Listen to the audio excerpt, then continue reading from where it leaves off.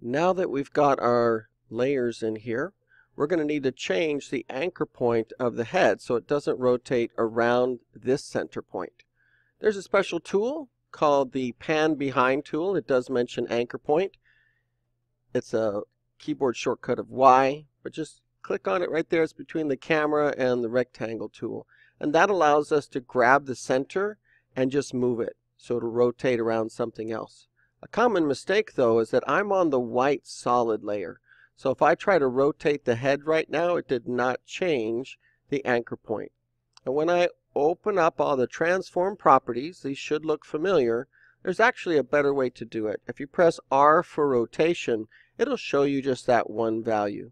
So let me rotate the head right now, and you can see what it's rotating around, that anchor point. That's what we need to change to make it bobble. I don't try and put things back. I make it crazy and then let the computer do it with Control Z.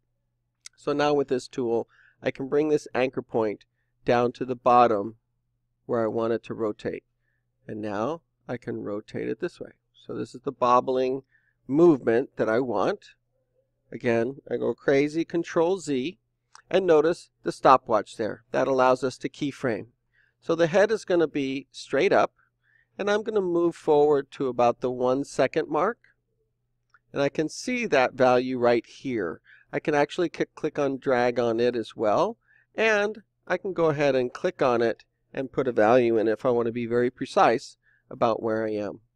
Now I actually want the head to stay still. So over here, where you see the keyframing, I can actually add another keyframe right there. So it's going to stay still for 1 second. Then I'm going to go forward. I'm going to have the head rotate to one side. And I'll have it start off quite a bit to start with. I'm going to go forward in time and have it bobble back the other way. Forward in time. And if I wanted to be very precise with this, I could type in the numbers here instead of just guesstimating it. So I could be very methodical. These are the keyframe jumpers. Let's say I'm rotating to the right. Let's do 45 degrees. And the next one will be minus 45 degrees. Now I can go back to 40 degrees. Let's watch what we have so far. So the head goes over to the right, left, right. So if I can find the keyframe where I went to the left, so this one is the value for the left. I'm going to copy these two, Control C, and go forward in time and paste them. Let's see if I got that right. I did not. So this one I'm going to delete. And now I should have a back and forth movement.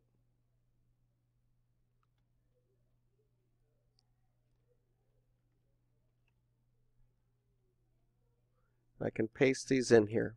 So let's go to about the halfway point and notice I can actually spread these out. Let's see what I have so far.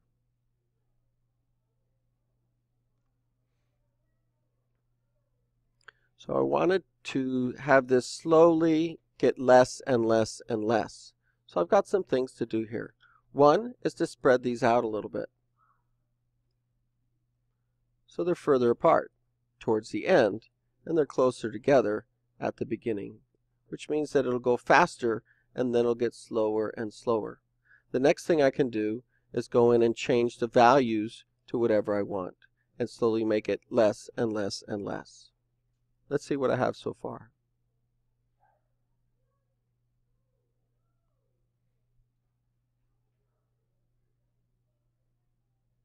Back and forth. So it's pretty easy to use copy and paste to get more and more keyframes and then adjust them after the fact. Give it a try.